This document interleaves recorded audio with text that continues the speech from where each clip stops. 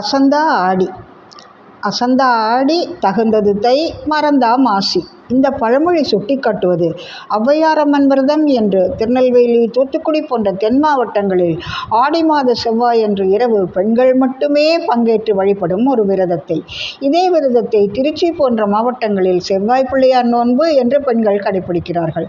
இதில் முக்கியமாக கவனிக்க வேண்டிய விஷயம், ஆண்களுக்கு அவர்கள் சிறுவர்களாக இருந்தால் கூட இவ்வழிபாட்டில் அனுமதி இல்லை. நான் இந்த பதிவில் சொல்லப்போவது திருநெல்வேலியில் கடைபிடிக்கப்படும் இந்த விரதத்தை பற்றித்தான். ஒரு தெருவில் அல்லது அக்கம்பக்கத்து தெருக்களில் வசிக்கும் இவ்விரதம் இருக்கும் பெண்கள் அனைவரும் ஒரு குறிப்பிட்ட வீட்டை தேர்ந்தெடுத்து ஆண்டுக்காண்டு வேறு வேறு வீதிகளில் வழிபடுவார்கள். ஆண்களை வெளியே அனுப்பிவிட்டு வீட்டை சுத்தம் செய்து கோலமிடுவார்கள். அவரவர் வீடுகளில் இருந்து கொண்டு வந்திருக்கும் பச்சரிசியை ஊற வைத்து உரலில் இடித்து சலித்து மாவாக்கி அதில் கொழுக்கட்டை பிடிப்பார்கள்.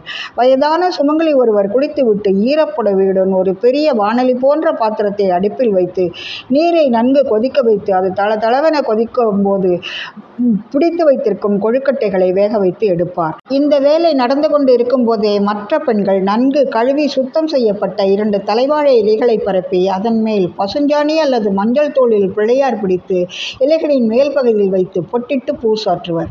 இருபுறமும் விளக்குகள் ஏற்றுவர். அவரவர் வீடுகளிலிருந்து கொண்டு வந்திருக்கும் வெற்றிலை பாக்கு, பழம், பூக்கள் போன்றவற்றை இலைகளின் மேல் அடுக்குவர். கொழுக்கட்டைகள் எல்லாவற்றையும் வெந்தெடுத்ததும் அதையும் படைத்து தேங்காய்களையும் உடைத்து வைப்பர். பிறகு ஔவையாரம்மன் கதையை ஒருவர் சொல்ல மற்றவர்கள் பக்தியுடன் கேட்பர்.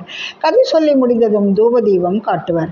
கன்னிப்பெண்கள் திருமணம் விரைவில் நடக்க, சுமங்கலிகளுக்கு மாங்கல்ய பலம் நீடிக்க, மகப்பேறு கிட்ட, இவற்றின் மூலம் குடும்பங்களில் மகிழ்ச்சியும் நிறைவும் ஏற்பட மனதார வேண்டுவர்.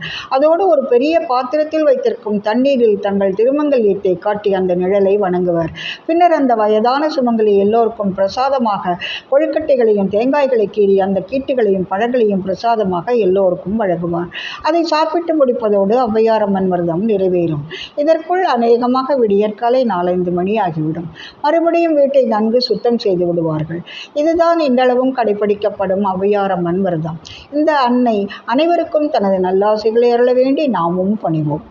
உங்களுக்கு ஒரு தகவல் அன்பு நண்பர்களே, நாகர்கோவில் அருகே தாழக்குடி என்ற ஊரில் ஔவையாரம்மனுக்கு ஒரு கோவில் உள்ளது. இந்த ஔவையாரம்மன் விரதத்தன்று அங்கு விசேட வழிபாடுகள் நடைபெறுகின்றன.